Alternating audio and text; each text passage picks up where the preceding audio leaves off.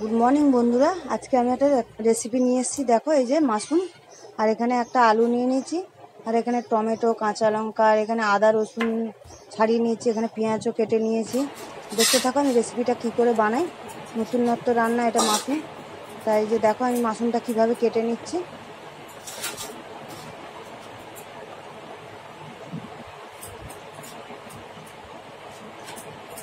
এই যে দেখো, লম্বা লম্বা করে সরু সরু করে লম্বা লম্বা করে কেটে নেবো মাশরুমটা। এই যে এইভাবে সরু সরু করে কেটে নিচ্ছি।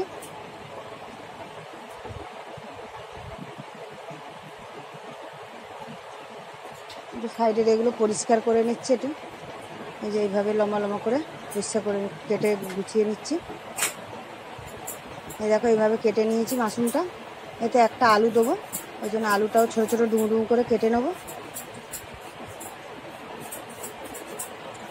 अभी आपके सामने यहाँ ये पूरा ये देखो ये सब ओहो এই আলুটা ছোটো ছোটো করে ডুমো ডুমো করে কেটে নিচ্ছি।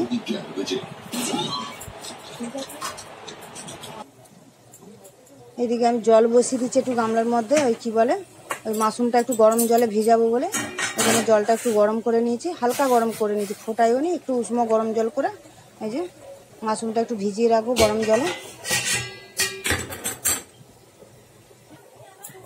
এদিকে কড়া বসিয়ে দিয়েছি, এই যে কড়াতে তেল দিয়ে দিচ্ছি, সাদা তেল।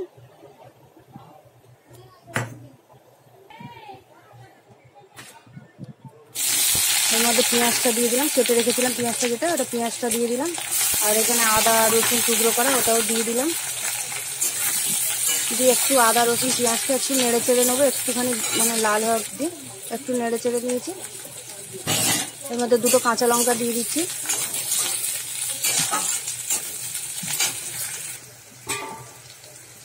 টমেটোটা কেটে টুকরো করে রেখেছিলাম ওটাও দিয়ে দিলাম।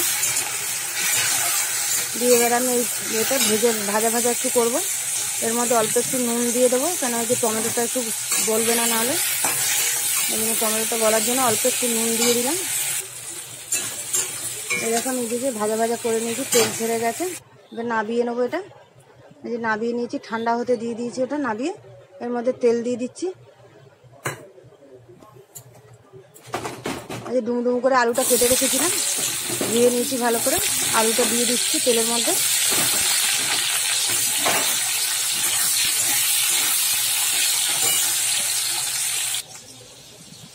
একটু অল্প নুন দিয়ে দিচ্ছি, একটু হলুদও দিয়ে দিচ্ছি।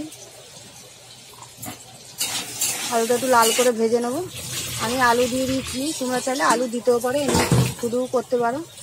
এই দেখো গরম জলে ভিজিয়ে রেখেছিলাম, এবারে ভালো করে ধুয়ে নিয়েছি কচলে কচলে।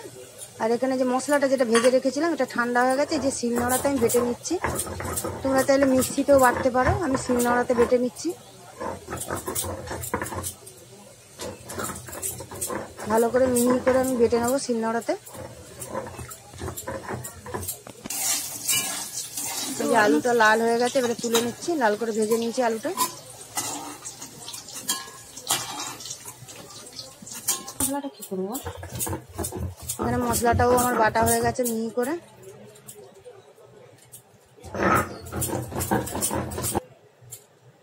এই যে কড়াতে তেল আছে, ওই তেলের মধ্যে আমি ফোড়নে দিয়ে দিচ্ছি জিরে, একটা শুকনো লঙ্কা আর একটা তেজপাতা দিয়ে ফোড়নটা একটু ভেজে নিয়েছি।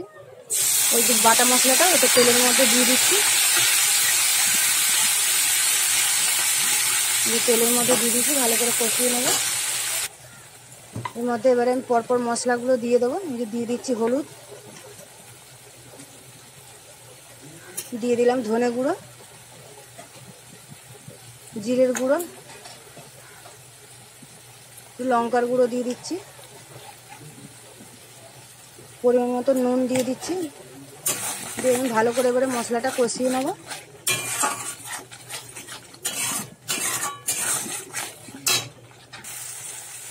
এই মশলাটা আমার কষানো হয়ে গেছে, তেল ছেড়ে গেছে। এবারে ধুয়ে রেখেছিলাম মাখনটা জল ঝরাতে, এবারে এই মশলার মধ্যে দিয়ে দিলাম, দিয়ে ভালো করে আমি কষিয়ে নেবো। দেখো কষে নিয়েছি ভালো করে, যে তেল ছেড়ে গেছে। এবারে ভেজে রাখা আলুটাও দিয়ে দিলাম।